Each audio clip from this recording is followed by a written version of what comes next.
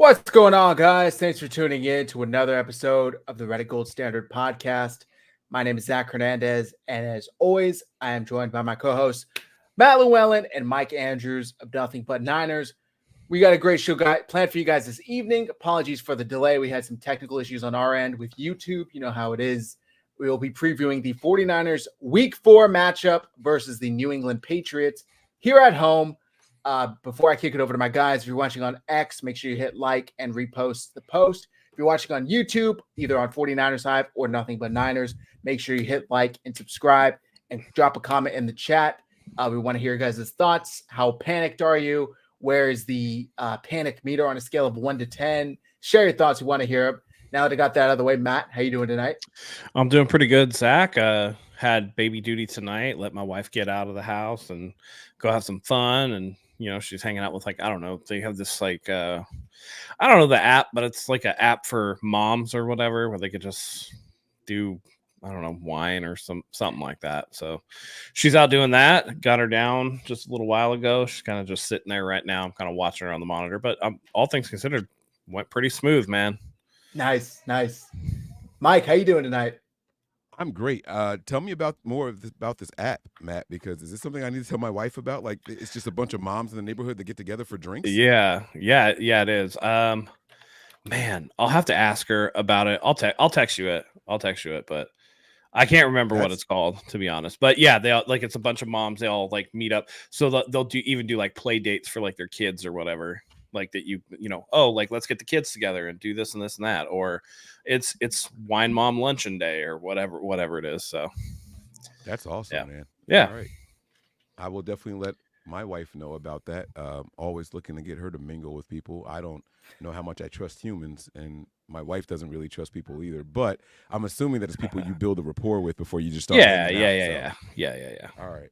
But yeah, no, I'm doing good, man. Been looking at the game over and over again, and man, oh man, I walk away from it thinking that we should have won the last game. But guys, listen, man, it's only week 3. There's a lot of football left, and we are embarking on another game that is either important to some. I don't know how important it actually is, but we'll break all that down later on. Yeah, so obviously the 49ers are 1-2. Had the chance to separate themselves from the Rams and Cardinals and essentially bury the Rams because statistically a lot of teams don't make the playoffs after starting 0-3, but the 49ers couldn't get the job done. So now it is the Seahawks sitting alone at 3-0, the Cardinals 1-2, Rams 1-2, and the Niners 1-2. And the Niners are last because they have a divisional loss and a head-to-head loss versus the Rams. So that's unfortunate. Also, it was Brock Purdy's first divisional loss. We're not going to go into the Rams game since this is the Patriots preview, just seeing where we're at as far as starting this show. So that's where the 49ers are.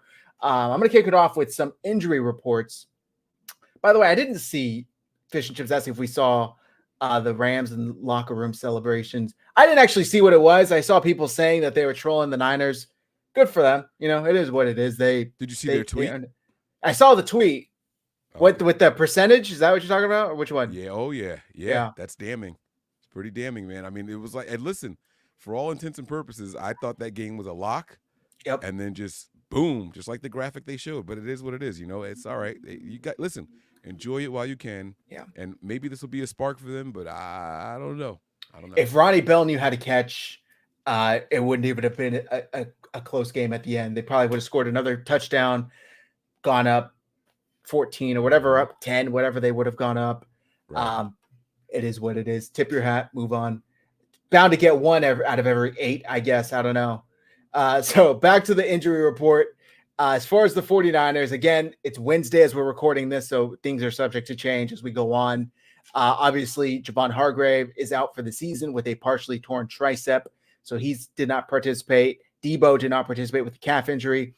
Trent Williams was sick and did not participate. And linebacker D. Winters did not participate with that ankle injury, which is unfortunate because we were hoping to see him over Devondre Campbell Sunday. Although some good news, George Kittle did return to practice with a limited capacity with the hamstring injury. And Brock was a full participant with the back injury. Obviously, strained his back carrying the team for the past 2 weeks. I'm kidding. And as far as the Patriots, corner Alex Austin with an ankle did not participate. Linebacker Anthony Jennings didn't participate with a shoulder injury. Guard Michael Jordan did not participate with an ankle injury. And tackle Vidarian Lowe did not participate with a knee injury. Limited participation, all of the following players: center David Andrews, rest day. Corner Christian Gonzalez with a shoulder injury. Tight end Hunter Henry with an ankle injury. Corner Jonathan Jones with a shoulder injury. Guard City So with an ankle injury. And tackle Caden Wallace with a knee injury. Full participation, guard Michael Onwenu with a wrist. And safety Jabril Peppers with an ankle. So they got a pretty long list as well. I mean, it seems like 2 of their corners, including their top corner, Christian Gonzalez, are dealing with shoulder injuries. So it'll be interesting to see if the 49ers can take advantage of that. The ankle injury that D. Winters sustained, I'm trying to remember when it was. I think it was like mid-second quarter. I don't think he returned. How much of that is a bummer to you guys if we have to trot out Devondre Campbell out there again? With all due respect to Devondre Campbell, I think we've seen him be a liability in coverage. Do you think if it's not Winters, we see maybe somebody like DFF or Curtis Robinson, or do you think it's got to be Campbell if not Winters? I just wonder if they do the thing where, and it's a little bit more difficult in today's NFL to really have like passing or running downs, but I wonder if they just have them in there on, plays that aren't going to be like 3rd and long, you know what I mean? And then maybe rotate somebody a little more athletic in there for coverage on obvious passing downs. But I think it's pretty clear that he is a liability in coverage, and you would have loved to see D. Winters out there. But if that's not working, then you have to go in a different direction, whether that is DFF, whether that is Curtis Robinson, maybe Tatum Bethune gets some run at some point. But I think we've all seen enough of Devondre Campbell in pass coverage. Now run against the run, solid. He'll come up and thump, but I think they need to move on from that in terms of the passing game for sure. Yeah. Mike, what are your thoughts on this? Yeah. Matt basically said it there. In run coverage, in run support, I'm not worried about him at all. And even put him on a running back or something and passing downs. I think he's fine with that. The receivers are too fast. The tight end might be a little too fast. And if I'm the Niners base downs, so to speak, I'm running him back out there. I'm not overly worried about it, but we want a little bit more speed. And in the secondary in general, outside of the corners, outside of 2 corners and one of them is not a starter. Outside of 2 corners though, I think that the Niners need a lot more speed in the secondary or in coverage in general. The safeties are slow. Campbell is slow. I mean, you're really just depending on the speed of Deommodore Lenoir and Fred Warner, honestly. And it's kind of going to handcuff the Niners until they can get someone back out there that can play to the level of a Dre Greenlaw, if I'm being honest with you guys.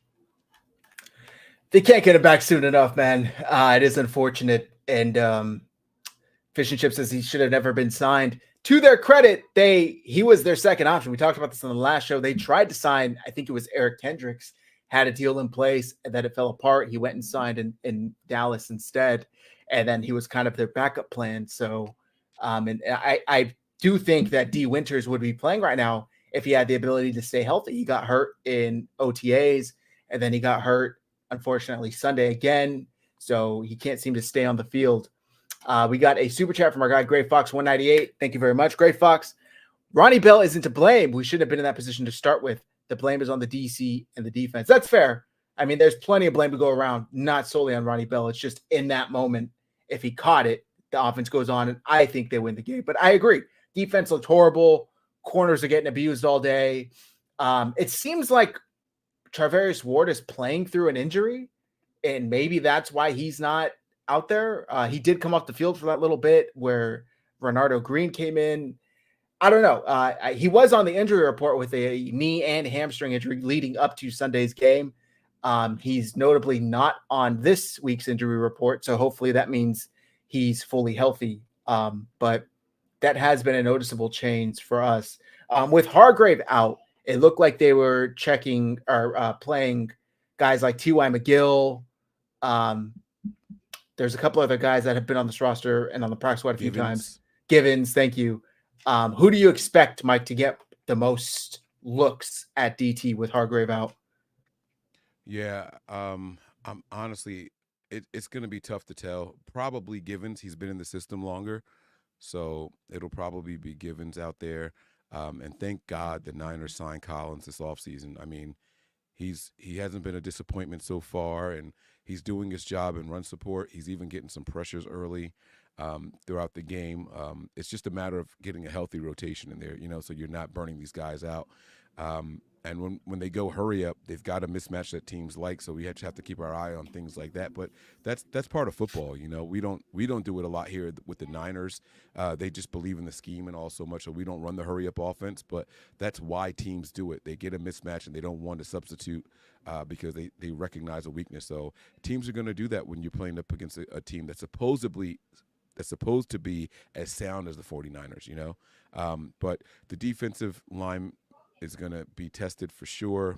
Maybe not so much in this upcoming game, but going forward until we get some depth back or, maybe find someone, work a couple of guys out, bring some veterans in or something, we'll have to do something to try to survive.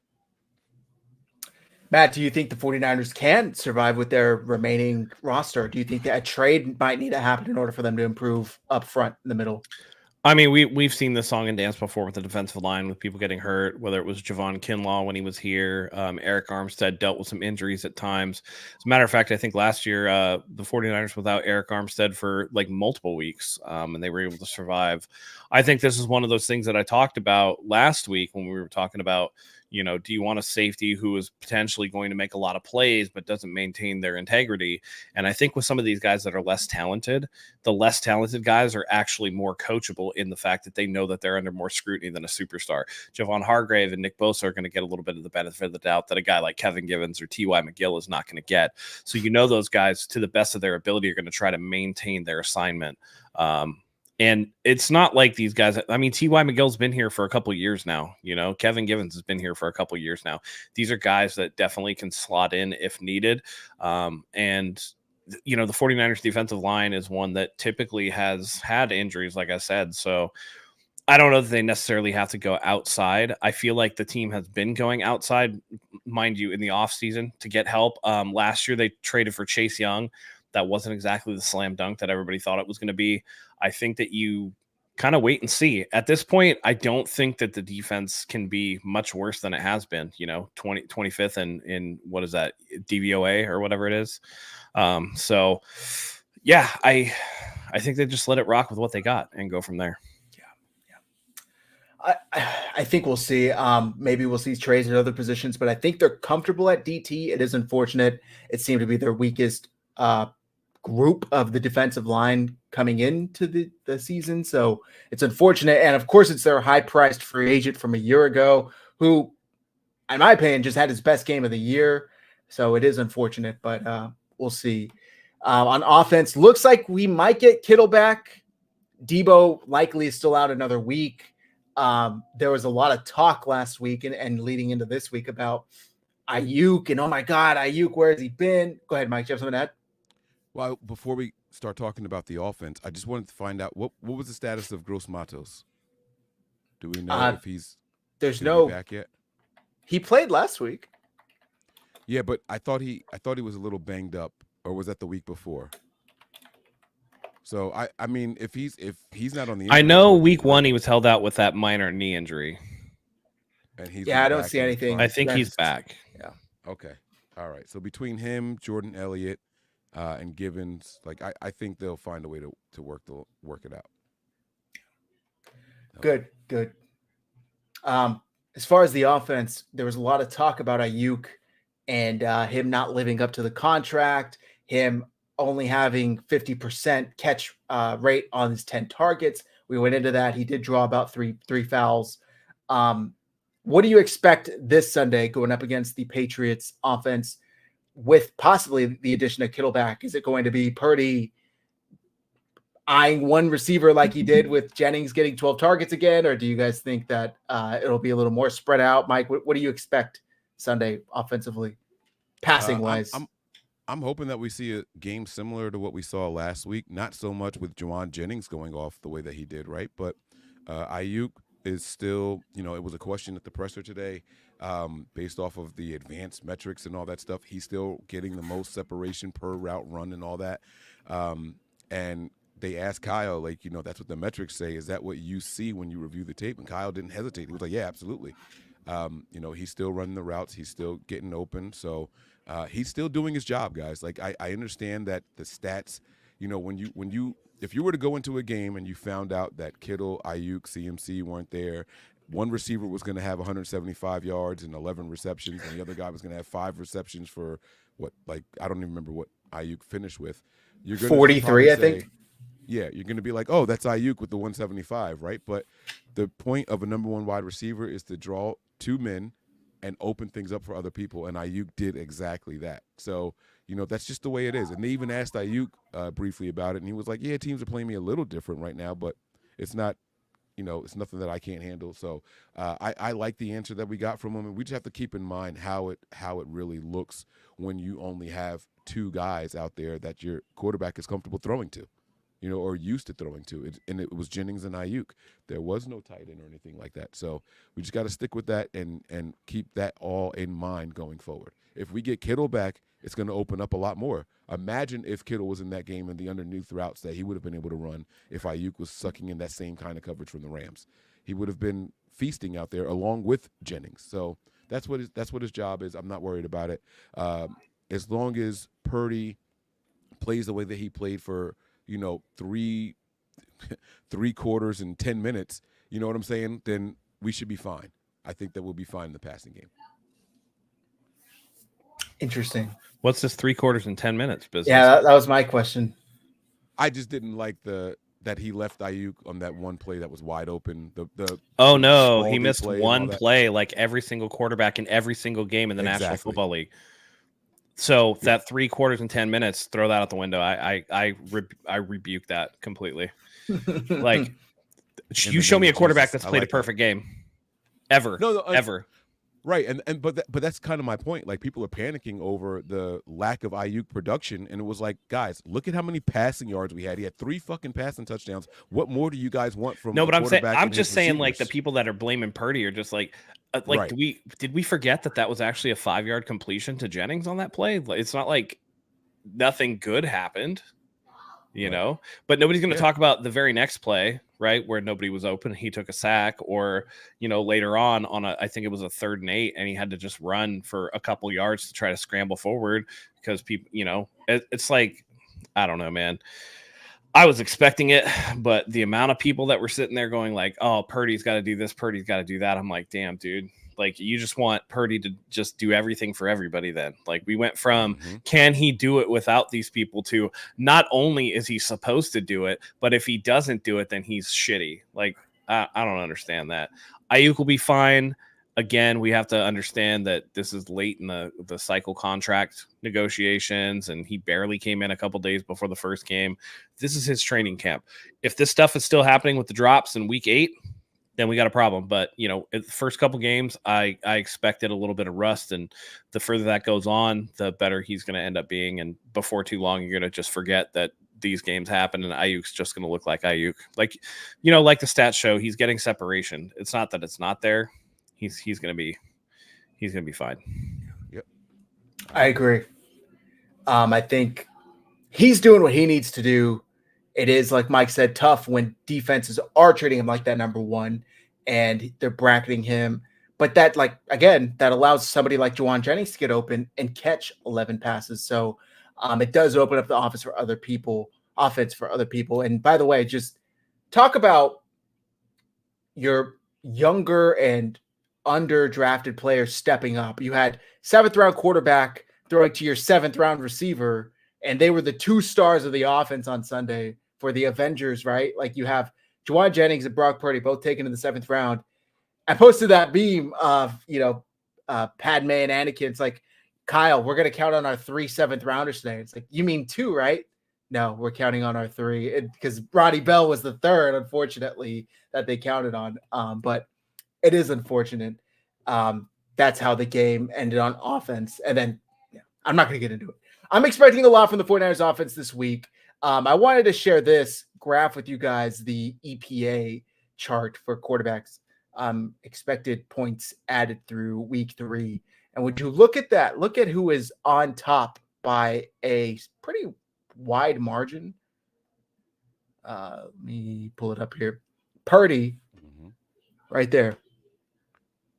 Well, 0.2 points over Josh Allen in the adjusted EPA per play. So he's playing very well. He's playing very, very well, playing himself into a nice contract. He's had 2 back-to-back games. And again, we talked about this on Sunday, but I think we all agreed Houston's performance in Minnesota shines a different light on Purdy's performance in Minnesota the week prior. It's like, oh, okay. CJ Stroud is thought of as like an MVP candidate, top 3 quarterback after his rookie year. He looked like a scrub there. He only threw for, sub 250 yards, an interception, did not look good at all. So Purdy threw for 300 yards, a touchdown. Yes, he had the interception and a fumble, but I think, honestly, if special teams doesn't whiff that game, the 49ers maybe win. By the way, 2 weeks in a row, special teams have whooped the 49ers in the ass. And, Mike, you talked about it, how on the press conference that Kyle did recently, he kind of threw, was it Schneider, under the bus a bit and said, we weren't prepared. What were your thoughts on that? It's funny because he started by saying we were prepared for the fake, and then he was like, we were prepared, but it wasn't good enough. Like, we weren't prepared. Like, this is not acceptable. This is not how it's supposed to be. And I kind of like that he did that, which if he's comfortable enough to say that to the media, imagine what he's saying in the room, So I'm not saying that there's going to be some drastic change. I mean, the staff is the staff and the coaching is the coaching, but it shows that it's on their radar, and that's the start. You know what I'm saying? Like, that's where you will start to see some changes happen. It's you got to do something about what we're doing, and this isn't acceptable. So it's a step in the right direction, and let's hope that they figure something out later on. Like, that's all we can do. Yeah, it is unfortunate. I feel like they maybe shouldn't have hired him. Chris Tabor is still out there, former Panthers special teams coach who was their interim coach after they fired. Forgetting the name of the coach from last year that they fired, the guy from Indianapolis, right?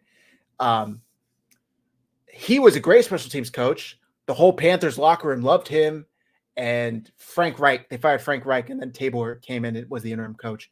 He's still out there. He's not hired by anybody. The 49ers could hire him today and replace Schneider. So I just think this special teams unit has historically been one of the worst ranked. And if you guys go back to like 2022, when we went to Green Bay for that playoff game where we blocked the punt and Hufanga caught it for a touchdown, we were 31st. Guess who was 32? Luckily for us, it was Green Bay, and they were just that much worse than us. So, we'll see. Matt, I saw you unmuted. Did you have anything to add about? I was just saying Frank Reich for the you. Panthers coach. Yeah. Thank you. Yeah, no, I like what he said. He basically said, like, in the post-game presser, we had practiced or were prepared for a fake punt in certain situation, whatever. And today he was like, I didn't like what he called against the fake punt. So it's like they were prepared, but he didn't like what the special teams coach had dialed up and didn't think that it was good enough to set the edge. And obviously by result, it wasn't. And I do think that it's a good thing that he is holding people accountable. I like that he feels comfortable enough to say this because, I mean, if he didn't, it would be a problem because everybody watching the 49ers special teams knows that it's one of the worst coached units in the league. Back-to-back weeks, like you said, Zach, of poor performance from the special teams, whether it's on coverage, whether it's on with the fake punt, whether it's a blocked punt, those things. And this is not, again, 55-yard field goal was missed.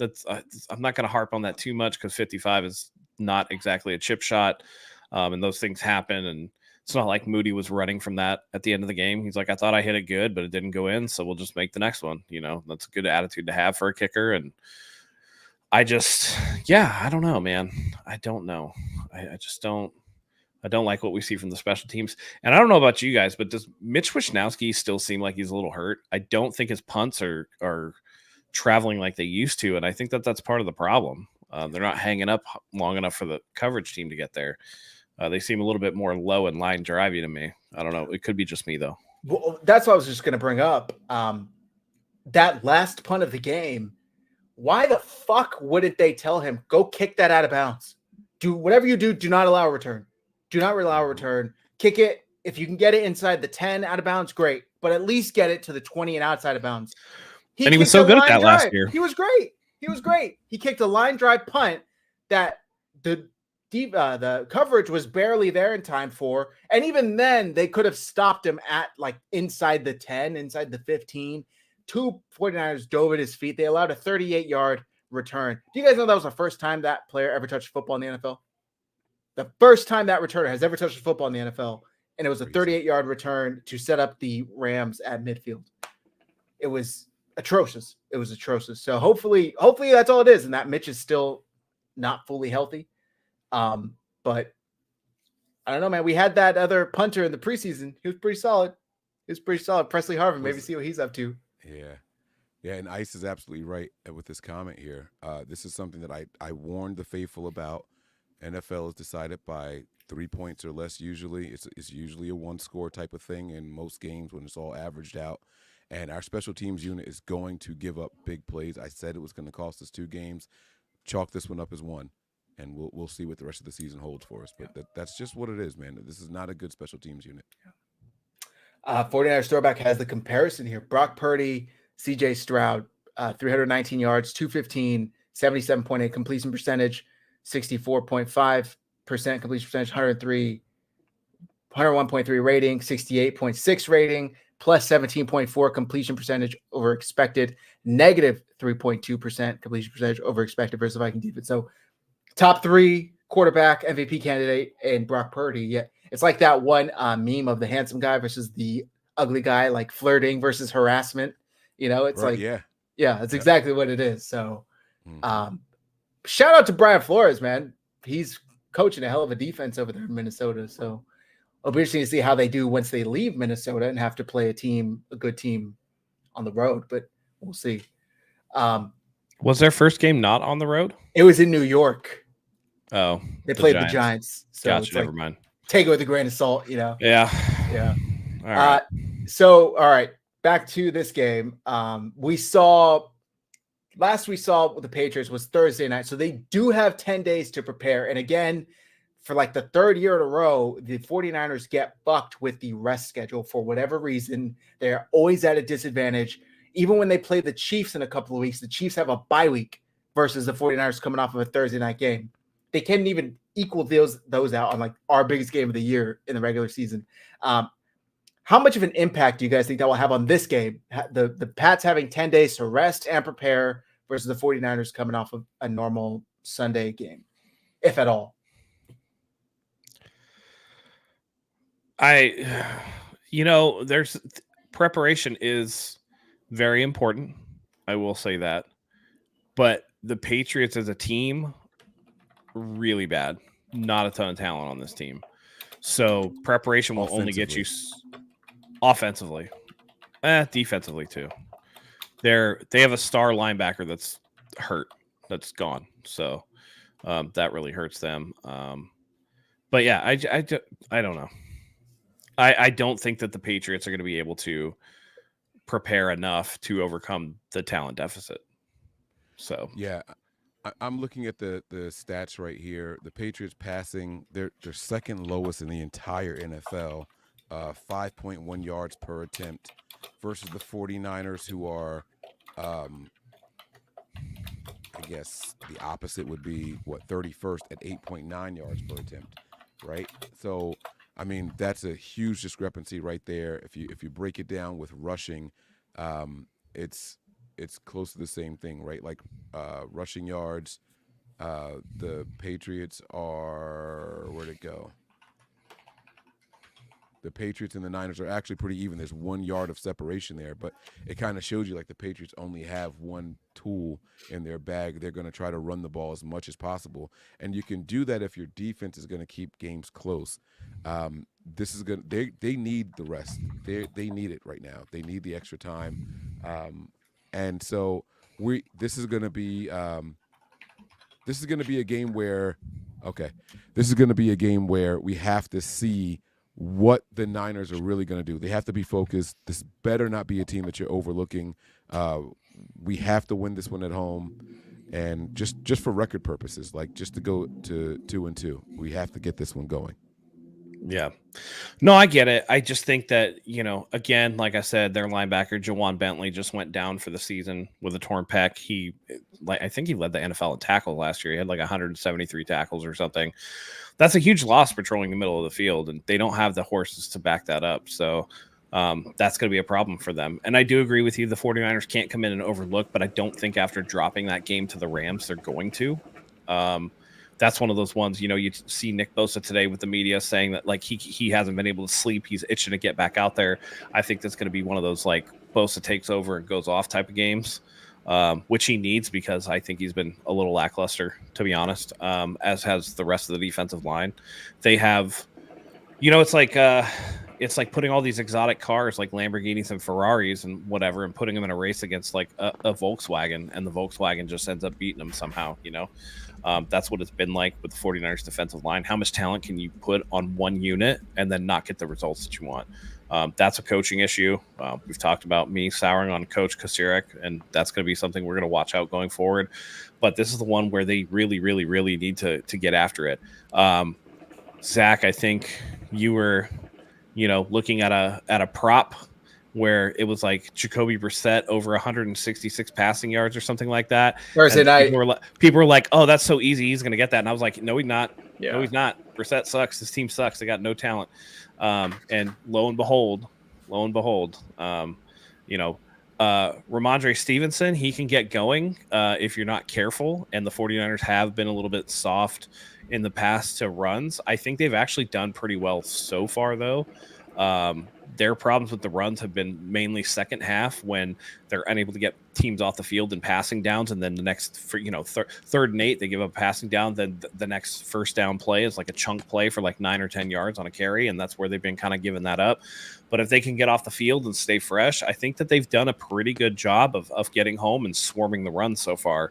So if you can take him out of it and force Jacoby Brissett to try to beat you, that's a winning formula for the 49ers team. And he's not a fast guy, and they don't have fantastic receivers. As far as I know, Kendrick Bourne is still like their best guy, right? Like coming off of an injury season. And so you're looking at a team that's, cover Hunter Henry and cover their best guy and then go from there. I don't know. I don't even know if Hunter Henry is going to play in this game, but I'll look at their depth chart right now. I mean, we're looking at Demario Douglas, KJ Osborne, Jalen Polk. Like, who are these guys? Kendrick Bourne is out still, by the way. I didn't realize he was still on IR. And to Matt's point, if you look up yards per reception, right, the Niners are ranked 5th in the NFL, coming in at 12.2. The team right above them at 4th is the Vikings at 12.4. Now, get this. According to this, and if this is accurate, the Niners' longest reception of the year is only 34 yards. The Vikings are ahead of us by 0.2, and they have that 97-yarder. They have a 97-yarder. Now watch this. The Niners' long is 34, right? The Patriots are 29th, and their long is 35, but they are ranked 29th in the NFL with only 8.5 yards per reception. So, I mean, we do this consistently down in and down out versus them they have 1 yard longer than us on their longest reception of the season. Like, it's just not even close. Like, we are a better team on a per series basis, and it's not close. That 97 yard is what really screwed up a lot of the numbers for the 49ers defense and, what they allow and things like that. So, by the way, Taylor Heineke, notwithstanding with his 2 passing attempts this season for the Chargers, Brock Purdy leads the NFL in air yards per attempt so far. Yeah. Maybe a minimum of like 150. It was 2 passes and it was 16 air yards. So it was 8 air yards per attempt or whatever. Yeah. Brock Purdy's at 6.7. That leads the number 2 quarterback, Derek Carr, who's at 5.5. So it's not like, everybody accuses Brock Purdy of being a check down merchant. I saw a stats comparison between Brock Purdy's first 2 seasons, 2 full seasons or whatever versus Joe Burrow, and the numbers are fairly comparable. And I don't think many people would argue that in terms of pure receiving talent, that Joe Burrow has had the better overall pure receiving talent on his team. If you're looking at Ayuk and Debo versus Jamar Chase and T. Higgins when healthy, I don't know that many would take the 49ers receivers. And there's the post that I was looking at earlier. So, that's pretty good. Pretty good company. Pretty eye-opening. For those just listening, Coach Yak posted, and you got Purdy's first 24 starts, 6,439 yards, 49 touchdowns, 113.6 passer rating, 18 turnovers. Joe Burrow's first 24 starts, 7,103 passing yards, 48 touchdowns, passer rating of 98.1, and 25 turnovers. So Burrow's got about 600 and some change more passing yards, one less touchdown, 14-point lower passer rating, and 7 more turnovers. And keep in mind, this is after a season where we saw the 49ers absolutely boat racing teams last year. The Dallas Cowboys, the Philadelphia Eagles, where they weren't throwing late in the third and fourth quarters that Joe Burrow's teams necessarily weren't, doing at that time as well. Again, calling him a check down merchant, very disingenuous at this point. The people nitpicking him for last week, very disingenuous at this point. You just got to call a spade a spade. I mean, Brock Purdy is good. And I love the fact that Coach Yak posted that, because that's someone that, there's a Bengals fan at my job. He's a kid with, Asperger's. He's he's one of our guys that we keep in our cleaning room, right? And he's a diehard Bengals fan. He loves talking football. As soon as he sees me, Mike, right? But I keep telling him, hey, Brock Purdy and your quarterback are very similar. I said, no one talks about the weapons that your guy has because of where he was drafted. I said, because Brock Purdy is Mr. Relevant, they blame it on the supporting cast. I said, but you guys have had 3 number 1 wide receivers and Joe Mixon his entire career except for this year. Now all of a sudden they're saying, oh, maybe something's wrong with Burrow, right? When he loses that star running back, all of a sudden it's like, uh-oh, what's going on? I said, no one talked about that, the supporting cast for him in the way that they do for Brock Purdy. He's like, yeah, Brock Purdy's good. Brock Purdy's good. I like Brock Purdy, but it's kind of like a comparison that it really, if it weren't for the draft position, people just wouldn't say the things that they say. Yep, 100%. Nobody talks about Burrow like that. Nobody holds Burrow to the same standard. Nobody says, well, let's imagine Burrow on the Panthers and see what he would do there. Right. I wanted to ask you guys about the 49ers defense and defensive coordinator Nick Sorensen and his style. There's this chart that kind of went around this past couple days of defensive coverages through the first 3 weeks of the season and EPA per dropback. The 49ers, you will see, are sub-middle. We have ran 0% cover 0, 32% cover 1, 16% cover 2, 1% cover 2 man, 20% cover 3, 17% cover 4, and 8% cover 6, with an EPA rate of 0.07, which, like I said, is subpar. Mainly cover 1. It seems like we're running the most of. It doesn't seem to be working. I don't know. Why aren't we dialing up blitzes? What are your guys' thoughts on this? There was a comment in here earlier about it. Here's the weird one too. You're running a lot of cover 1 with safeties that aren't athletic enough to be running cover 1. Bingo. You got to know your personnel. Let's get our heads out of our ass. Let's stop just saying we're going to do this and we're better than you. The defensive line has been a major letdown for the 49ers for the last 2 seasons, if we're going to be honest. So you shouldn't be running cover 1 like that. It's just that simple, right? Let's stop it. We got to, we have Kosuric and he's going to get the best out of everybody. We have to throw that notion out. We have to get rid of that. He did that shit with, what was it, Hurst that one year, and all of a sudden he's like this miracle worker. Guys, stop it. We've invested more in the defensive line than any other position group in the entire team. Any group on the entire team. Free agency, first round picks, second round picks, we invest on it. The year that we had, I'm sorry, let me get myself off of this view. It bothers me when the color changes like that. The year that we didn't have a pick until, what was it, the 3rd round or something like that, we still took a defensive lineman, right? We negated the 1st and 2nd round picks and we still went defensive lineman. Enough already.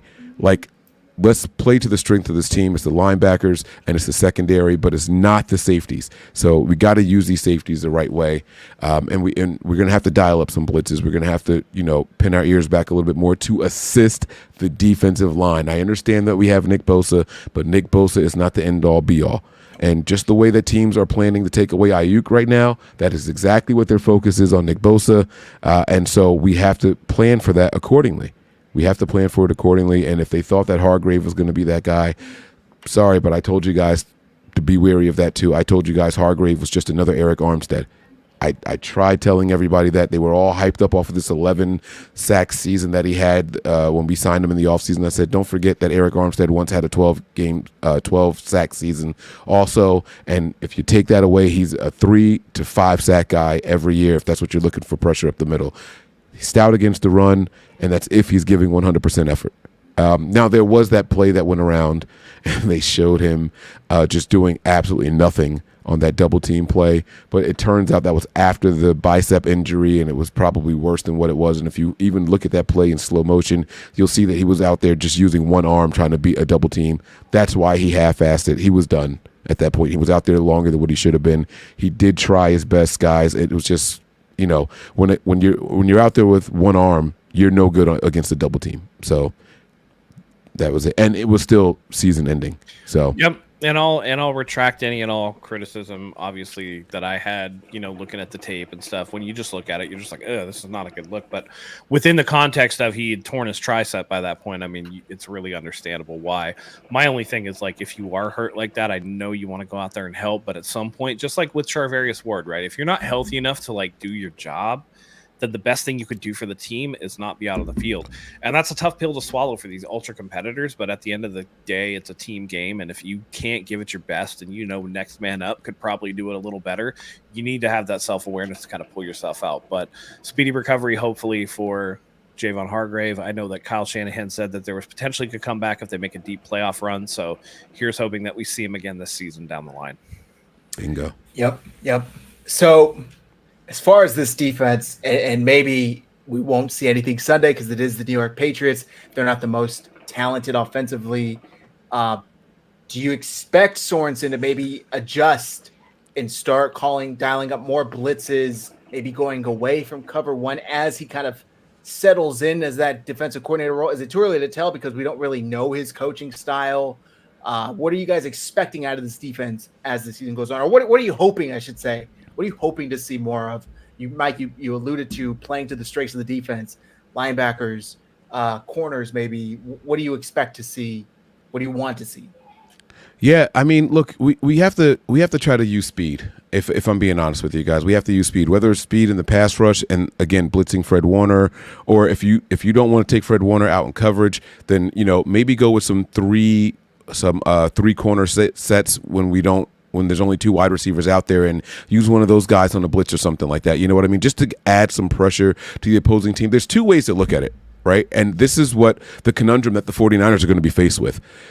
This is a team that doesn't really shine in the passing game, right? So do we need to do that this game versus, hey, let's practice some of these blitz packages because they're not that good, and maybe it'll build the confidence of the players, right?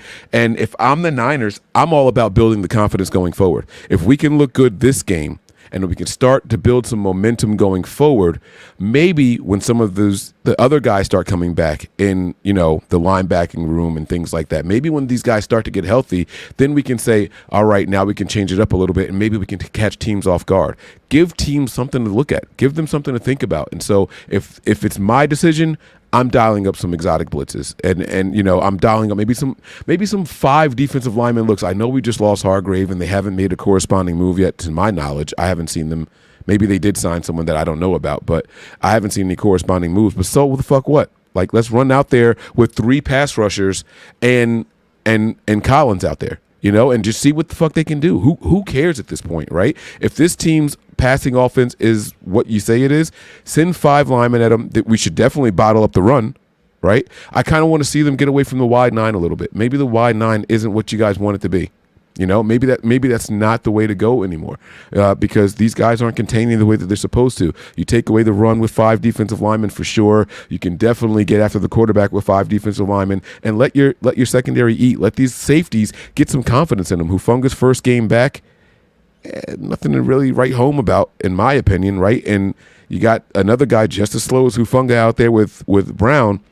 We got to do something, man. Like, let's define some roles. Everybody should not be interchangeable. Let's stop pretending that we can just, copy and paste and drop anybody in any position and they're going to be just as good as the next guy. Let's let these guys become a master of something, and then we know what we have. Because the Niners just don't do that for whatever reason it is. I don't think Ward is good enough to shadow the number one guy. I know that's what he said when he went to the podium. Maybe he is injured. I have no idea, but I don't see it. If you're going to play boundary side versus field side, then let these guys lock in that way and keep it that way. Stop moving them back and forth and let them master their craft on what their assignment is, because we got to stop the experiments. We have to. Very well said. Very well said.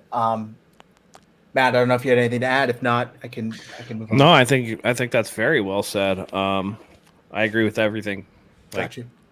Yeah.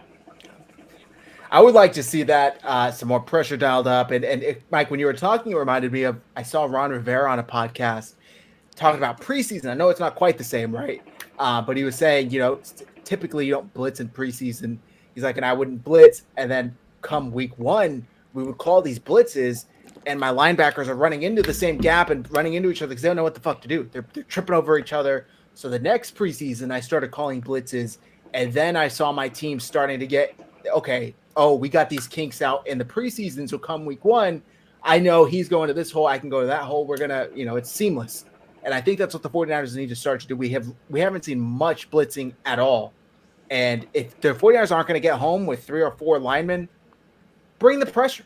Because we had been talking about the past couple of weeks leading into the season, it looks like maybe we're seeing that transition from pressure to coverage, and this 49ers secondary looks deep.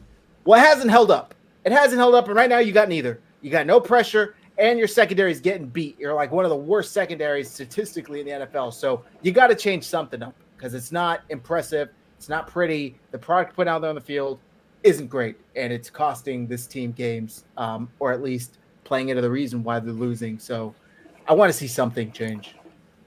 No, and that's a good point too. You look at it, and again, you're right. The secondary hasn't held up, particularly in the middle of the field with the safeties. You got to do something. But again, they've run a lot of cover 1. Maybe rotate to more cover 2. That seems to be the thing that's like going around the league. That seems to be like the big thing in the NFL right now. It's cover 2, keep everything in front of you, and then run them and make plays. And where the 49ers have gotten in trouble is letting people behind them. So if the philosophy is, keep everything in front of you and then run downhill, I do feel like these safeties are good enough to run down and hit somebody. You know what I mean? Just take it out of their hands. I would like to see more blitzes, but then that comes with the double-edged sword of you leave even, one less defender out there who's not covering anyway, and you hang the secondary out to dry a little more. You better hope they get home fast enough to negate that disadvantage. So I don't know. At this point, I think we're all grasping for straws at how a unit that has been perennially a top 10 is sitting in the bottom third of the league right now. And, you're kind of scratching your head, and it's still early, but we all know, and I can't remember who it was. It was one of the 49ers. Was it Dante Whitner that said that like the scheme that Sorensen is scheming up looks like almost like a high school style defense? So yeah, I'll see if I can find that quote. I tell you what, man, if there's one person that's not going to bite his tongue on the 49ers defense and what they look like, it is Dante Whitner, man. And I absolutely love the way that he keeps it real. This is something that, they need to hear it. They need to hear it, and they do. I can promise you guys that the words that get said by the 49ers, the people that cover the 49ers, it gets back into the locker room. And the good news is that they care about it also, So we gotta keep in mind what we're seeing and hope that they can make some freaking adjustments, because it just hasn't been good enough. It's not up to par. And I don't think that there's been enough injuries to blame it on the defensive side of the ball. Dre Greenlaw is one person. You had Hargrave for the first 3 weeks. Like, what's the excuse? Honestly, you got to tell me what the excuse is. And so, maybe the next time we hear from Sorensen, he'll make it sound like he's willing to make some adjustments and all that stuff. Someone tell him to get upstairs in the booth. I don't know, like do something. But again, I kept saying it over and over. I want to see that same vitriol that you guys had for Wilkes, that for Sorensen right now. And people were like, "Oh, you want Wilkes back?" I never said that. I never said that, but if we have a bar and a standard, and the Niners aren't living up to it, the blame should go to whoever that coordinator is on that side of the ball, right? We don't have a standard for special teams. We just know it hasn't been good for the last 5 seasons, and we want to see better. That's okay. The defense does have a standard though, and we are not living up to it right now. The Niners are at the bottom 5, bottom 10 definitely of almost every defensive category. That's not good enough. It's not good enough. So we got to be better. Like a Shakespearean tragedy that we watched an incompetent offense, or I should say an incompetent quarterback with an elite defense for years. And now that we get an elite looking quarterback, our defense is trash. Like we're losing games. Imagine if you would have told us watching Jimmy Garoppolo when he struggled as much as he did, yeah, we're going to put up like 27, 30 points a game, and it's not going to be enough.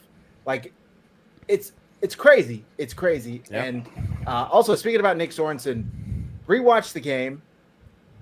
I would like to see less of dropping Nick Bosa and Leonard Floyd into coverage. That's just me. I'm not a fan of that. We weren't a fan of that when Robert Saleh was doing it. No. Season. Yes. Bingo. Yes. We got another super chat here from our guy, Gray Fox 198. You're the man.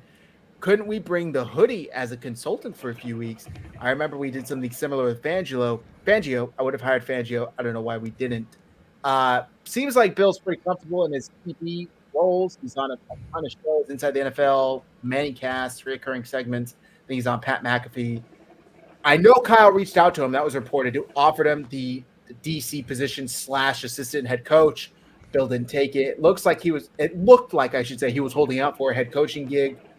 He didn't get one. But yeah. And as far as Fangio, I think the 49ers were going to offer it to him at the end of the year, but Miami got to him first, if I'm remembering this correctly, and then he ended up going to Philly. So they didn't really have the role. It didn't line up at the same time, but that he was available. When it comes to Bill Belichick, man, it was kind of like if you listen to Kyle talk about it, it was an offer, but it was like, hey, like we'd love to have you here. We'll create a role for you if you want us to. Like if you don't want to be DC, like let us know. Assistant head coach, whatever it is that you want. Like we'd be honored to have you here.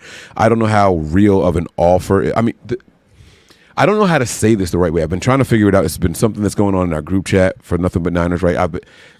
It's not that they weren't interested in getting him. They were. But it was like, hey, are you interested at all on being on a roster? And he was like, not this year. Like, we'll create a role for you if you want. Like, we'll define it however you want, but we would love to get you here if it's something, like, we'd be honored to get you here. But to me, that's not the same as like, hey, let's bring this guy in and interview him and see if he wants. It's not quite the same thing. It was like a, dude, like, we respect you enough. Like, you have a role if you want to be in the NFL this year. Like, let us know. And I think that he wants to chase tail right now and live his best life, and he's doing just that. So it's not that they didn't want to. He didn't want to. And you can't force anybody to do anything that they don't want. That's the bottom line. It all line. stops at not this year. Like, there's nothing else you could do from the 49ers. I will say, the chat brought this up, Mike Vrabel's still out there. I would love to see what Mike Vrabel's doing. Love to bring him in. Matt, were you going to say something? I know you. No, I'm in agreement. It all stops with the whole, not this year thing. And honestly, I mean, maybe not ever at this point, because if you watch Coach Belichick on all these shows, he looks like he's having a lot of fun in a way that he didn't when he was a coach. And as he hits his later years, he's probably looking at it as like, look, this is fun. I don't need the headache and the stress of doing it. It's obvious he doesn't have an insatiable competitive itch anymore. Otherwise, you don't take the year off. And we've seen it before, right? Famously, Bill Cowher, once he lost that spark and he didn't want to coach anymore, he never went back. And that's just the way that it was. So even Sean Payton took him a long time to do it. And I'm sure he's looking at it with some level of regret at this point. And it's, I just think that, yeah, you always test the waters. You always make the phone call to see. But if they're not willing to do it, they're not willing to do it. So, and this Niner Rich comment here is like hitting home for me, right? Like, you can't tell guys, hey, we want you here, but do the same shit we've been doing. That's an oxymoron, right? If you're going to bring someone as a defensive coordinator or an assistant head coach and they want to try to implement things, you can't tell them no. Then why the fuck are they here? Kyle had this notion about this Seattle defense. This was the hardest defense I ever had to play, and I want that. This is the hardest to prepare for it, blah, blah, blah. Dude, it's been in the league long enough now. People are adjusting to it. You gotta do something different with your defense. So that's why I got excited when I heard they were bringing Staley in, because he runs some 5 defensive lineman fronts. He'll go back and forth from 5 linemen, 4 linemen, 3 linemen at times. Like, Staley was not afraid to mix it up as a defensive coordinator. So I was like, oh, this is great. This is showing that Kyle's going to try some different things this year. We got to see it, though. We got to see it. Like, you got to do something, and whatever we're doing right now isn't working. Now, we're only 3 games in, guys. There's 14 games left on the docket. We can't just hit the panic button completely, but man, we're getting close. We should have beat the Rams. Like, I don't say that a lot. Like, this was a game that we should have won. This was a game that we absolutely should have won. The Vikings, hey, like Kyle against, Flores, we know the history. It was documented before the game. It was well documented after. Shit, Kyle's entire tree against Brian Flores, because, again, D'Amico Ryans with Houston the very next week. But yeah, go ahead and continue. Sorry about that. No. That's it, right? It's like he just has a plan for this offense, and he does what he does. Like, and so sometimes you're gonna have to say, hey, we got to take a step back and make some changes. Like you got if you're gonna take the players and say, oh, we can plug and play anybody, like, you got to trust that they can play in a different type of system, and so you got to make some changes now. Are those the kind of changes you want to make mid-season? Maybe not. So I understand the apprehension now, but we're seeing the lack of effort from the offseason play out now on the big stage. But again, 14 games left, a lot of football left. Kyle isn't typically the hot starter that we want him to be. So we'll see what happens. It's a lot of season left. So as far I would expect. I would expect. While it's all well and good, we got time to get it right. Don't be surprised if the 49ers defensive struggles continue if we don't see a little bit more of like what Mike was referring to with Brandon Staley, a little bit more of the fingerprint of Brandon Staley on the play calling and the way the scheme is going. Because when it comes to actually winning games, and I know the 49ers like to do their scheme or whatever, but at the end of the day, they're going to change it up, just like they did pulling Wilkes from the booth. They got to a point where something as seemingly trivial as that became important to them. So don't be surprised if they continue to struggle, if Brandon Staley gets a little bit more involved with the minute-to-minute operation of the defense during game days. That was going to be my question. Do you guys think there's any scenario in which Nick Sorensen doesn't make it through the year and Staley gets the play calling duties? So publicly, I don't think that they would ever announce that during the season. That would be something that would be behind the scenes. They wouldn't out and out say Nick Sorensen has been relieved of play calling duties or whatever, but it's something where maybe Staley is acting as the filter, or Staley makes a very strong suggestion, like a parent telling their child to go to bed. You know what I mean? It's going to be that sort of thing where it's like, hey, you got 2 choices. Give up a big play or use this play call that I'm giving you and let's get the fuck off the field. Type of deal, where it's like you're giving him an option and he gets to make a choice, right? He gets to call the play. But I don't think it's something where they would outwardly throw Sorensen under the bus, but I think that they would quietly shuffle behind the scenes and kind of transfer some of those play calling duties over. Perfectly said, Matt. Yeah. And I think that's what we all said is like, Staley was brought in, yes, great defensive mind, but also as insurance for Sorensen. He's a first-time play caller in the NFL, has some coaching experience at lower levels in the NFL, like positional coaches. But they have a guy who's called defenses and top ranked defenses previously in Brandon Staley. So I do think that that's why they brought him in, just 100% in case something happens. And hey, in the meantime, he's here to help. So we'll see. I agree with you, though. I don't think that they're the type of franchise that would make the move because that signals panic. Don't believe in him. Seasons on the line. Like I do think that would be something that is happening quietly. Do you guys recall how word got out that Kyle was overriding Wilkes in the booth? Like, or play calling and all that? How did that word get out? Silver, like in an article, I'm pretty sure, like after the fact, it came out that he, like you talk about in the Super Bowl specifically, or well, just throughout the season. I know that in the Super Bowl they came out and said that Kyle even had to call a timeout to change the play because he didn't like something that Wilkes called and all that stuff, right? Like, I mean, but how did that word get out? Because I don't know if we're going to hear that kind of stuff this year. Yeah, so I don't, even in the offseason, I don't remember hearing as much leaks from the 49ers of last year. I don't know. Like, part of me thinks that, like, maybe Wilkes was a little bit irritated with getting shit on the entire season, and maybe Wilkes himself was leaking some of that stuff to try to save a little face with the media. Now, that's completely speculation on my part, of course, but if I was getting dogged by the fan base and felt like I was getting, like, who gives a fuck if I'm up in the booth or down on the field or this and this and that, and it was just a week in, week out Steve Wilkes kind of thing, then maybe, I'd be like, hey, Mike Silver, why don't you get this, like, off the record, on background or whatever, you report this stuff, like, you ain't hear it from me, right? But I'm not going to go out like a fucking punk. You know what I'm saying? Mm-hmm. So, like, that's just complete speculation on my part. Maybe the leak itself was Steve Wilkes because it seems like it's a lot more quiet in 49ers land this year.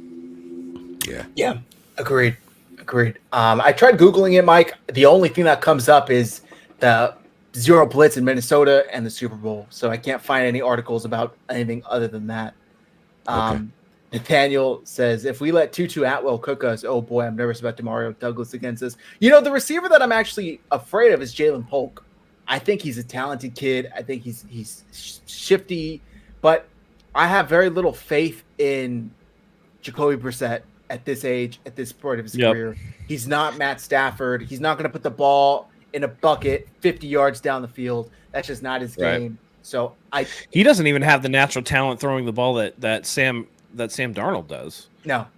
Sam Darnold came here for a year and apparently got fixed because he went with another really good play caller in Kevin O'Connell, and he looks like a completely different player. Yep. So something happened there. But yeah, Jacoby Brissett ain't it. And damn well they're not going to try to bring Drake May off of the bench against this 49ers team. So unless Brissett gets hurt, I mean, it's going to be statue Brissett back there, and he doesn't have a super powerful arm. He's not super accurate. He's like a, they say jack of all trades. He's like a eight of all spades. I don't know. He's like very, very mediocre, middle of the road, like borderline type starter.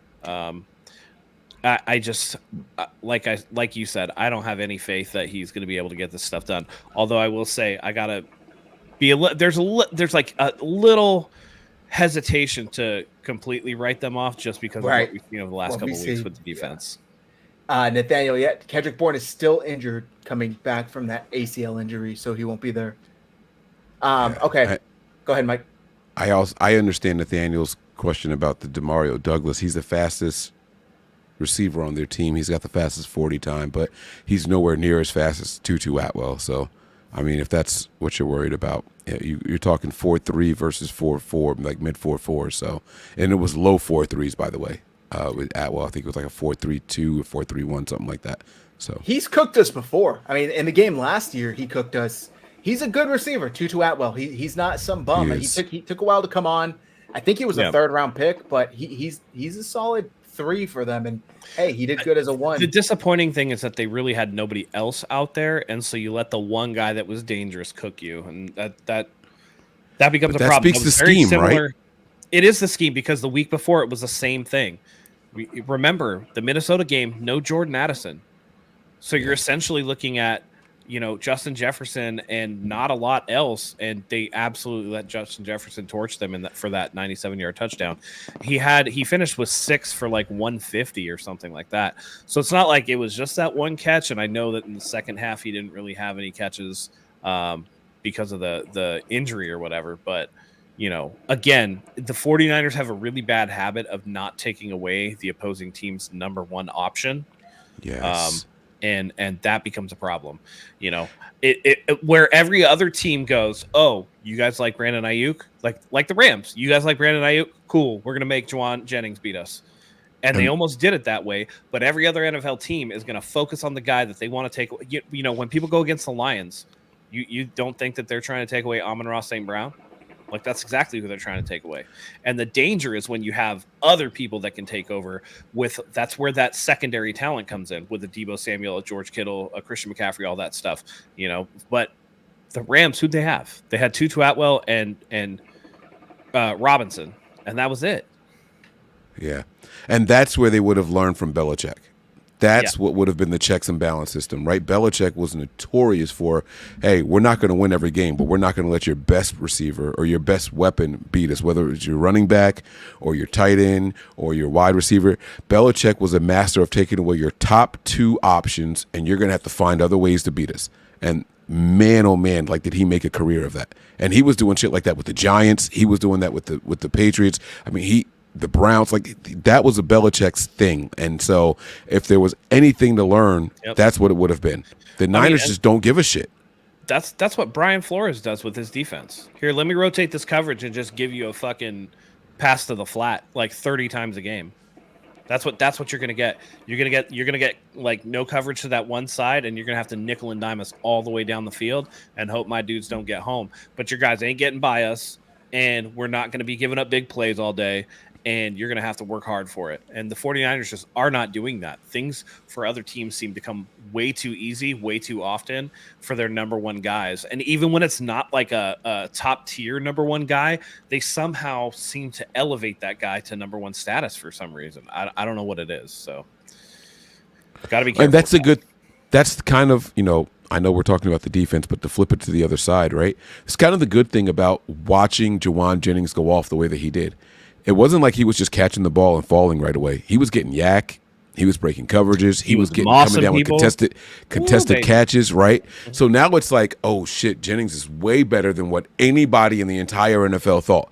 I think he was the best receiver last week in the NFL. I don't know what the FedEx air and ground shit was. He won. If he won. He did get it? Okay, yeah. He had such a great day that he is now, I think, 4th in receiving in the NFL. In the entire league, right? Yeah. So, think about that for a second. And the right? Niners' leading receiver. Yeah. And so you factor that in. It's like, man, like, who do we focus on now? Do we take away Ayuk? Or is it Jennings? Now you plug in a George Kittle. Now, George Kittle is going to be a big key because you're not afraid of Eric Saubert at all. But I think that's what the Rams ended up doing on those last couple drives, which is why we see a pass to Ronnie Bell.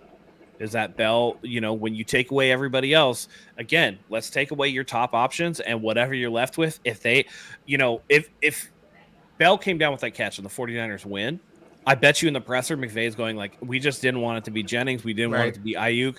If your third guy ends up beating us, then hats off to you. Great job. Whatever else. But we weren't going to let their best guys beat us. And that's never the case with the 49ers. They're never like, we didn't want to let the best guy beat us. It's always like, well, you try to do your best, but they're so talented, XYZ, excuse. Yeah. And I'm tired of that, man. Like, if you think, Polk is a bit, like, for me, I'm just like, if I'm the 49ers defense, I'm focusing on stifling the run because I think Ramondre Stevenson's their best offensive talent. And it's like, if Jacoby Brissett ends up beating us through the air, hats off to him. But I don't think it's going to happen because they don't have the horses. You know what I mean? And that's Bingo. The way that they have to approach it. And so that's what I'm looking for this week, hopefully. Yeah. 100%. 100%. Gosh, I was just about to say something. Oh, by the way, Juwan Jennings, all of last year, 19 catches. This year, 18 catches already through 3 games. So he's basically done everything he did last year, catch-wise, this year through 3 games. And by the way, real quick, all these people, y'all can miss me with the Jennings deserves the contract that I got or whatever. Like, y'all are prisoners of the moment. Like, let's relax. I hate Juwan Jennings had a much. fantastic game, but like to just pretend like Ayuk isn't still wide receiver 1 on this team is kind of crazy. Right. Like, again, let him round into shape. If we still have these problems week 8, week 9, then come back and tell me I'm wrong or whatever. But like, settle down. Just be happy that Juwan Jennings had a great game without like necessarily talking about somebody else, the contents of somebody else's wallet. You know what I mean? Yep. Did you guys know that the Niners only have 1 kickoff return all year? What do you mean? And it was Debo's shitty ass. Oh, right. But he got out to like the 13. Yeah. It was. They're not it was kicking it in the field against us. That's why they're kicking them all in the end zone. So I'm not surprised. The Niners have had 1 kick return all year, and it was for a total of 21 yards. The stat league wide is like 70% are still ending in touchbacks right now. So and that's teams trying to adjust to this new shit that the NFL introduced. I would. You guys think it's going to revert? I think it'll oscillate throughout the season because there are going to be certain guys that are going to be like. So, for example, Harrison Butker is really good about kicking it to one side of the field and making it bounce in the landing zone, but really close to the end zone. So if it lands in the landing zone and goes in the end zone and you take a touchback, I think it only goes out to the 20. Mm-hmm. So that's enticing teams to like take it out, or you start at the 20. But when they're air into the end zone, they're just going to take a touchback because you get the 30. So exactly, yeah. This comment from Nathaniel: did we see what Purdy said to Bell? I have the quote here that we can get into our offensive and defensive predictions. Ronnie Bell said Brock Purdy talked to him after the game. I'm going to be honest, that was probably the best thing for me in the last couple of days was Purdy coming and talking to me and really helping me lift my spirits, man. It helps a lot to have these guys having your back like that, and he helped me a ton to get back up so I can move on, move past it, and be ready to continue to help the team win. I wish the best for you, Ronnie, but I really I hope you don't have too many chances to help the team win, with all due respect, brother. This is an ongoing thing, and I posted about this. He likely doesn't make the roster if A, Ayuk doesn't hold out, and B, Pearsall doesn't get shot. He's right? not on the roster. It took a bullet for you to get on this team. Yes. Yeah, I'm completely with you. It's crazy. He's here. Yeah. More or less crazy than Kyle coming out in the press conference today, and when he was asked about Jacob Cowing and why he wasn't in there, where he was like, he's not ready for it. I'm like, he's less ready than Ronnie Bell? Like, damn, bro. Like, and Lynch had said on the KBR show, you know, Guerendo and Cowing should get more looks this week with the injuries. And then to be fair, Guerendo did a little bit. He did. They asked Kyle about that, and he just said it wasn't in the plan. It's like, because one guy sees it as, look at my entire roster. The entire roster is one guy's baby. The other guy is ego. You fumble the ball. You won't get any snaps or reps on the offense now. Yep. Like, it's bullshit. Now, what about if he dropped the ball to win us the game? You know, or go get us the fucking donuts, rookie. Like, that's what he's, you know, right? Like, yeah, it's unfortunate. But let's get into our offensive and defensive predictions. I don't think there's too much more to say about the New England Patriots at this point in the season. Could they turn it around and win the AFC East? No, I'm just kidding. They can't. But now with Josh Allen playing like the MVP at the MVP level that he's been playing at. But all right, offensive MVP predictions. Mike, let's start with you. What do you got? Yeah. So in this game, I think it's going to be about balance, guys. I'm going to revert back to the run game. I think the Niners, and this is going to be tough to accomplish. The Patriots are going to focus on taking away the run. Let me be very clear at what I'm saying. I don't think it's going to be, 160 yards or anything like that for Mason, but the run game in total. So I'm going to give this to the running backs in general. Or the run game in general. I'm not going to say it's just going to be Mason. I think that we see some handoffs to wide receivers. I think we see Guerendo get in the mix a little bit more. Week after week, he's getting one touch 4 touches. Like we're seeing him get ramped up and getting ready to, help out in the run game. And Mason is going to be the guy that he's been consistent as shit. I don't know if people are paying attention to it at all, but Jordan Mason has not been a disappointment at all in his role with the run game. More targets for the running backs and Mason also in the check down game. So I'm going to give it to them. I think that collective is going to do what the Niners want them to do. We want to get back to getting out to leads early and then just running the ball down teams' throats, run time off the clock. The Niners want to end this game as early as possible. This will not be one of those 3.5-hour windows. This is going to be 2 hours and 40 minutes tops. You know what I mean? Like, it's going to be one of those things where there's not a lot of passing attempts and incomplete passes stopping the play clock. We're going to get out to a 10-point lead and then just run the ball down their throats. We'll be passing on third downs. It's going to look like a Dolphins type offense or something. Like, it's going to be something like that where it's run on first, run on second, and then throw on third downs once we get to the second half. So I'm going to give it to the running backs or the run game. I like it. Matt, what do you got? Listen, I said give the man time. It's his preseason. This is week number 3, preseason week number 3. Traditionally in the NFL has been the one where the stars kind of come out and show a little bit of what they got. I'm going to go with Brandon Ayuk. I think he gets back on track. I think that he nips the drops in the bud, and he's going to have 6 catches, right around 100 yards. He's going to get his touchdown. I think his first one it would be for the season. So, Brandon Ayuk, I think he gets back on track, and we can leave all this nonsense behind us. It's about time for him to start having good games here. It's tracking. I'm going to go Brock Purdy. I think he's going to have his 3rd straight great game. I'm going to go Brock Purdy, 19 of 24, 290, and another 3 touchdowns. 290 on 19 completions. Check you out. Okay, right, talk baby. your shit, baby. They're gonna eat. If that's the case, if that's the case, the game's gonna be a blowout. Yeah. Oh, let's see. He had and 3 touchdowns similar to that Sunday, and it wasn't a blowout. It should have been a blowout, but it wasn't. Defensive predictions, Mike. Excuse me. Who do you got? I'm actually gonna go with Diamador Lenore. I think that he's going to continue what's being overlooked by everybody right now. I think Lenore's only allowed something like 40-something yards total or something like that through these 3 games. That's total, right? I think Lenore's going to be the guy. I think he's going to go out there and just lock shit down. And I think he's going to also have a pick or 2 in this game. So I'm going to go with Diamador Lenore, maybe allowing only 2 or 3 receptions, but all of them will be minimal. I'm going to say if he allows 3 receptions, I'm going to say 17 yards total, but with 2 interceptions. So I'll take that. If you're going to have that many picks with that many passes allowed, Lenore's the guy. Sweet. Matt, I know your answer, but hit us. I mean, listen. I said last week that I was disappointed with Nick Bosa, and so I was fully expecting to come in here tonight and go in a different direction. And then I saw that Nick Bosa said that he hasn't been able to sleep and he's itching to get back out there. So I'm not fucking leaving. I'm not fucking leaving.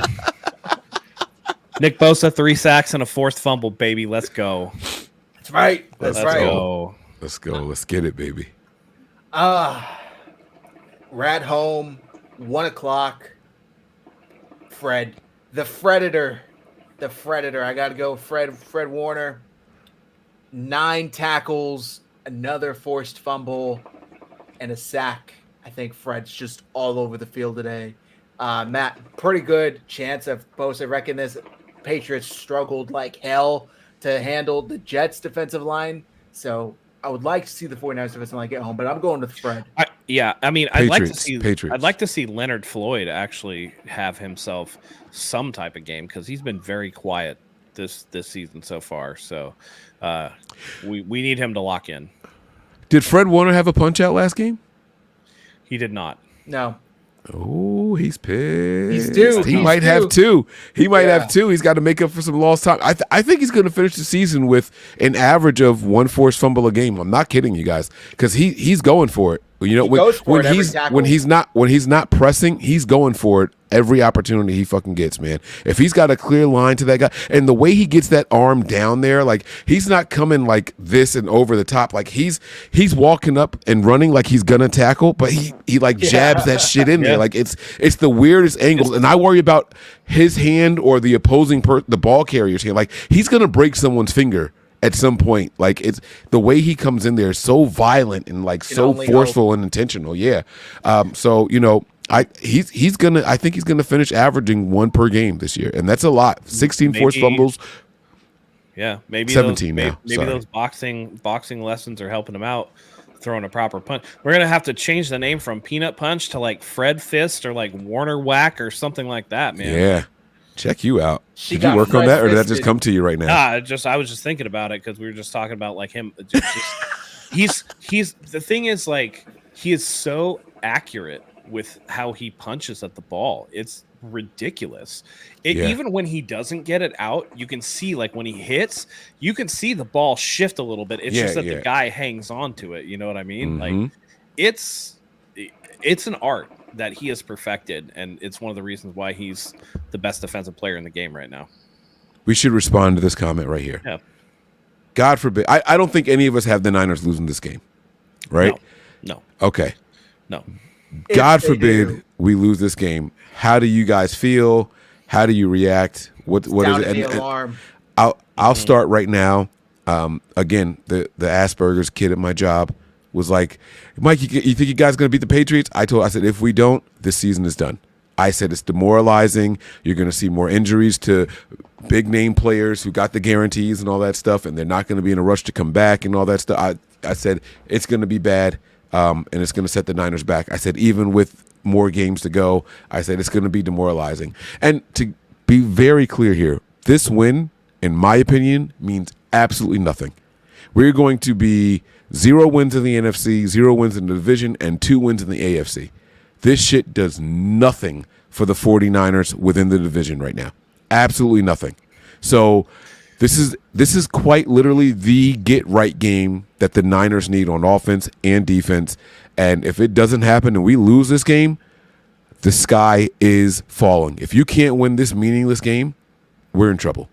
Now, the one area I will push back on you is I don't think the 49ers should be standing watching this early in the season. A lot of things can happen. We've seen it before, right? I think didn't the Broncos beat the Chiefs last season at one Raiders point? Did too, yeah. Well, I mean, the Raiders did win it. Like it didn't even matter anymore, I think. But the Broncos beat them when the game still counted. So you never know what's going to happen in division. The division can take a whole different turn. But I think the fact of the matter is the 49ers need to go into each week focusing on winning that game, and the standings will work themselves out. You know what I mean? Whether you get the division, whether you get in as a wild card, it doesn't matter. All you need to do is get to the dance. Because once you get to the playoffs, everything resets. Everything's just one game at a time. So, in my opinion, they should have that mindset all season long, and I think that would serve them well. Rather than being like, "Oh, this is the easy game. Like this is the easy game. Like we should win this game. We should win that game." It should be, "This is the week." They should treat every week like it's the playoffs. Like we need to win this game. This game is all that matters right now. There's no other games after this. This is the one we need to win. If they do that, then I think they can relax a little bit on the whole standings watch thing, and especially week 3. Like, I think that's more detrimental than anything else. I agree 100%. If they lose, I'm sounding the alarm. I'm not saying the season's over. I would be very, very concerned with this team moving forward. But it's so hard because they get so many good players back on the back end of the year. Like Matt said, if they just punch their ticket to the dance with Purdy still playing well, you get Greenlaw back, possibly CMC back, depending on how long he takes. The defense is going to look the team is going to look a lot better, and they would look completely different than they did in the month of September. And no team's going to want to face the 49ers, whether they're the first seed or the 7th seed. So I think that they just need to get there.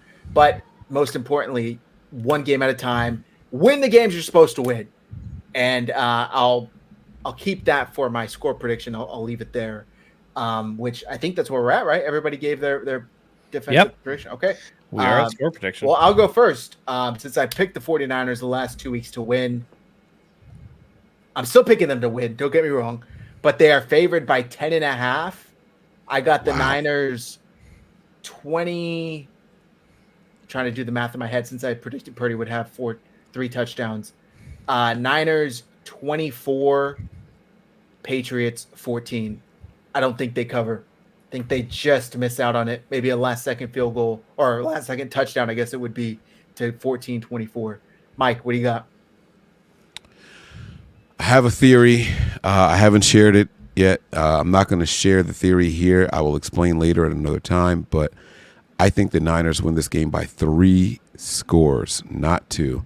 I think they cover the spread. I'm going to say Niners 28, Patriots 3. Oh. And by the way, I want you guys to remember that score. Kyle Shanahan, it's going to mean something to you. 28-3, baby. Get it back in blood, baby. Gotcha. Come on. Matt. Yeah, I'm with Mike on that. It'll be a 3-score game. I'm actually, Ian Sharp has my score exactly, 31-13 49ers. There you go. We got a question from Nathaniel before we get to our chat pack question of the night. Do you think 49ers take a DT again in the first if Hargrave doesn't get re-signed? Well, he's still under contract, but I think they have an out after this year. So they could get out of it. Do you think if they let him walk, a DT is the top pick? I don't know. Well, I mean, so it better not be because they need a tackle. Right. Like an offensive tackle. This year was the year to do that, and they didn't. There's some free agents out there that they can bring in right now. And I would rather focus on that. It's hard to predict what's going to happen in the offseason and all that. But right now, if there's someone that the Niners are going to go after, I want to remind you guys that Hassan Ridgeway was here in 2022. He knows the system, and he is currently a free agent. He got injured last year with Houston. He didn't finish the season, but he is currently a free agent, and if I'm not mistaken, he is healthy. They might look to bring someone like him back in. He's 30 years old, if I'm not mistaken, or he will be 30 soon. I can see the Niners going out there and making a move for a player like that. Right. Steve-O, guy running the show, says, save my predictions till predictions, but it's prediction time. Am I watching Karen Con? Is it still preseason? I don't know what this is. We're a little lost here. But all right. I think he's trying, Mike. I think he's trying to say like you're not giving out your theory. Like I mean, So I break down the pressers on my Patreon, and it has to do with how Kyle Shanahan addresses the media. And so I'll give you guys a little tidbit. It's fine. And I'll just go into details. If you want, you could. You don't have to give it to the people. You could just give it to us off air. If you want to save it for content, like I'll give you guys just a small snippet. All right. Right. I have paid very close attention to how Kyle's demeanor is going into a game and how he addresses the media. And when Kyle Shanahan laughs more than 3 times, it's usually a blowout that week.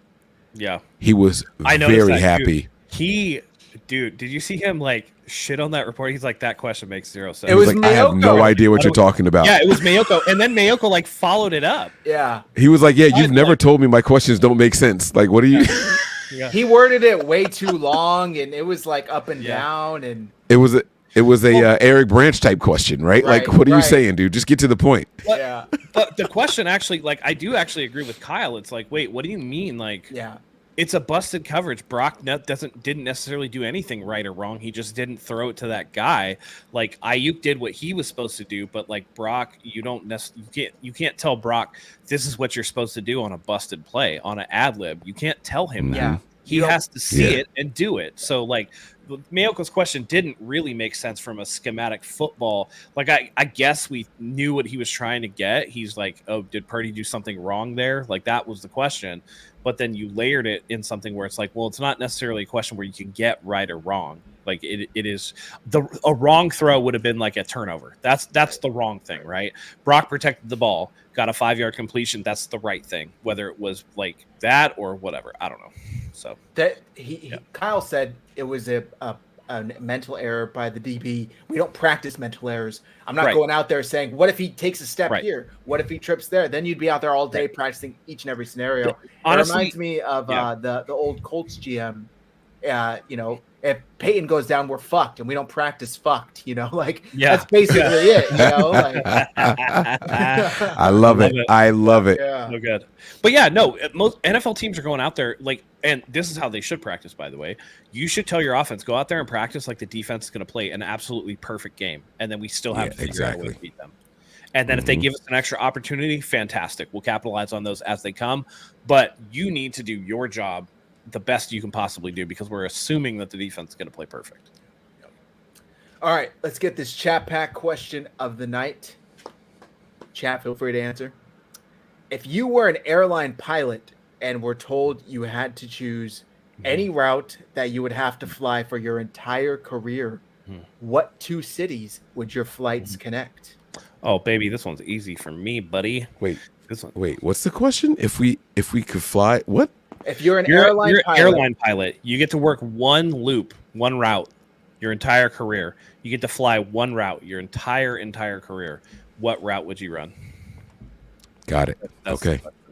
Matt, seems like you have an answer in mind already. Yeah, I'll save mine for everybody. Okay. Just 'cause. I'd probably say like Seattle to New York, Oh wow. Okay. across the United States, back and forth. Yeah. Beautiful cities, see it every time of the year. New York in the winter, Washington in the fall, vice versa. If I'm understanding this question correctly, that's my answer. Okay. Mike? I would do Vegas to Amsterdam. Oh shit. All right. Shit. I was just thinking United States. I didn't even think about. Yeah, I guess yeah. Well, because there's direct flights. There's direct flights to Amsterdam, so that's why I was. Is that not the? No. Yeah. You can. Yeah. It just didn't even cross my mind for some reason. I was thinking continental United States, but yeah, you can go anywhere. Yeah, I think when you land, you get what's the word I want to use? Let's just say you get serviced, whatever your preferences are in both cities, and so I think it'll be very freeing. When you have to land, and if you had a day or whatever in between, you get to enjoy the sights and things like that, and scenery, and you take advantage of the local area. So that would be me. All right, Matt, what do you got? All right. Yeah, I would do. Because I'm coming at this from where do I actually get to spend time, right? Like when I'm not flying, where am I going to be? So my 2 answers. Listen, I love where I live now, but so like the closest nearest airport to me is San Diego. So I'll take San Diego, and then it'll be Kauai in Maui. There you go. I'm doing San Diego to Maui. My days off. I'm going to be on a beach either way, and I'm good.